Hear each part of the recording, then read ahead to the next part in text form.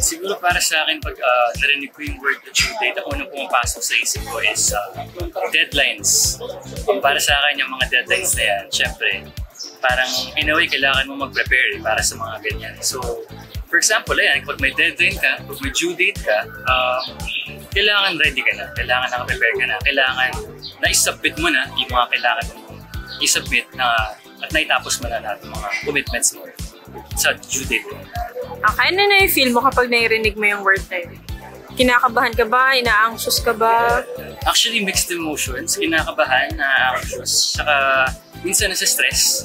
Dahil syempre, minsan gusto mo yung mga bagay is nangyayari with your own time. So especially kapag ayan, may due date, kailangan mo talagang mag-adjust, kailangan mo talagang may gawin para dito sa bagay na ginagawa mo. Na ayun, since gusto mo yung own time mo para ma-reach mo yung mga ginagawa mo. Pag may due date, talagang nakakaba, nakaka-stress. Ayun, nakaka-anxious din siya. Siyempre, bilang isang tao na maraming babayarin, siyempre nandiyan ang mga sa electricity, sa tubig, siyempre kinakabahan ako. And kapag meron akong sweldo or meron kaming fund, sinusubi na, tinatabi na yung mga kailangan ba.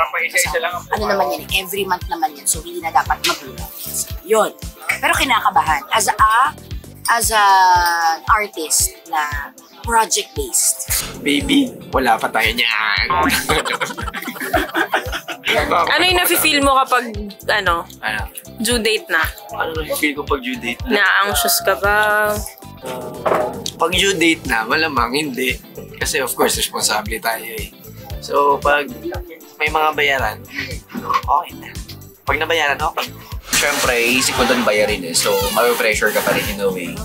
Iba't ibang situation naman yun nabibigay sa atin na emotion pagdating ng due date or bayaran. So, ayun lang. Pero ang pinaka-positive lang na gawin natin doon is kailangan ganapan natin kung ano yung responsibility natin sa araw na yun.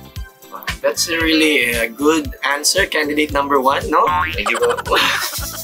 Dahil student ako, kapag naririnig ko yung due date, kinakabahan ako. Dahil na pag procrastinate ako, madami kong ginagawa.